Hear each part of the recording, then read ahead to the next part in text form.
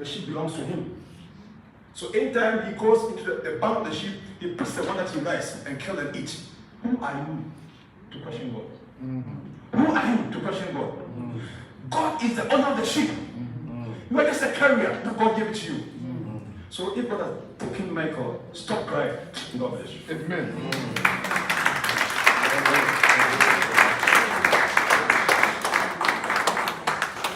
Amen. Amen. So these are words of encouragement that we want to just give to the family, our dear sister. And I know, Nana, you are strong. You are a strong woman. Amen. Kabran too, I know you are strong because behind you is a strong woman. Amen. Amen. So we want to still encourage you. And somebody told me something today that, you see, anytime that your child dies and they say it's Sodo, in our tradition they say Sodo. And I didn't like this. When our mother died, they said she's Sodo. One of the things that they did that hurt us a lot was that they took all of us away. I was 11 years. I was the eldest, right? But we didn't see our mother's body. We didn't even know where she was buried. My big brother, Aaron too, was there.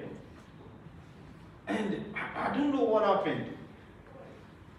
All these years, the thing was hurting us big time because they said Sudo. So I asked somebody, what is the meaning of this Sudo thing that they are saying? And somebody explained to me that the reason why they do the Sudo is that they do Sudo for you to know that you have to let it go. The reason being that if you don't let it go, what is going to happen is that Michael is going to be your idol and you neglect all the other 6 children. We don't want you to do that.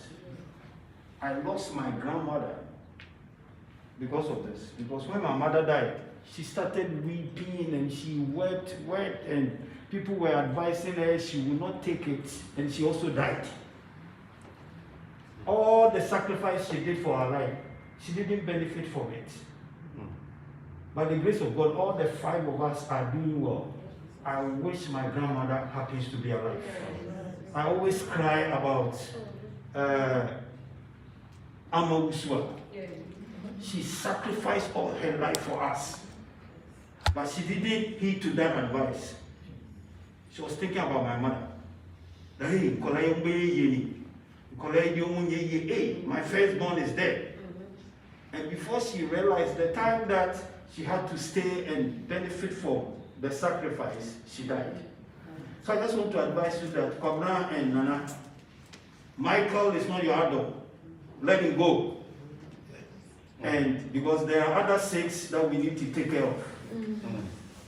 And don't hold it so much so that it becomes an idol you are going to worship. Because I don't know, pastors are here, we will pray all the prayers, but he won't come back. He is in a better place. And how can you tell somebody who is living in a place that is better to come back to the worst place? You don't want to do that, isn't it? So Michael, even if you tell Michael to come back, I had a dream last night about Michael. And it encourages me so much. In the dream, what Michael was telling me is that, Uncle, Jesus is so beautiful.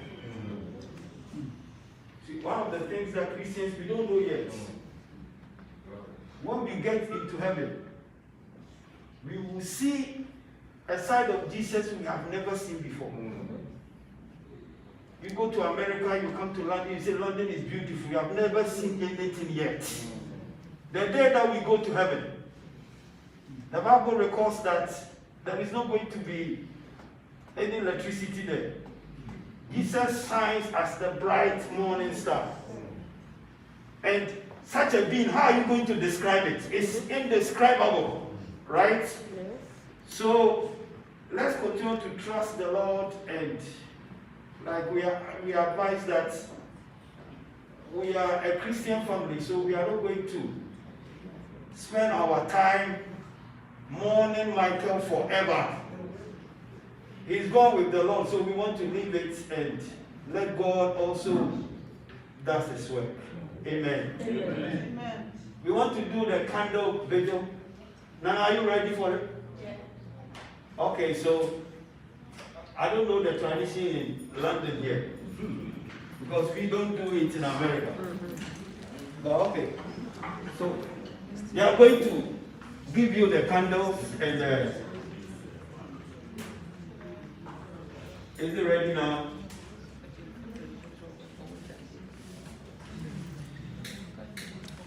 Alright, you want to say something? You also want to say something? Play the music. Okay.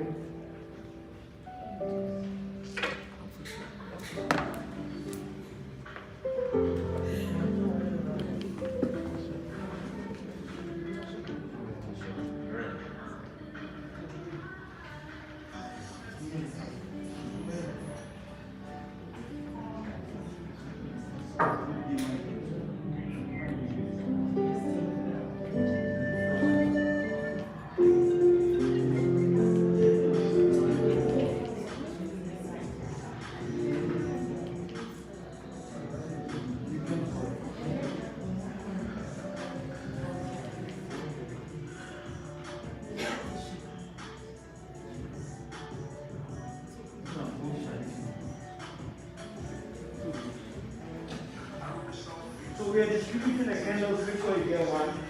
Grab one of the candles.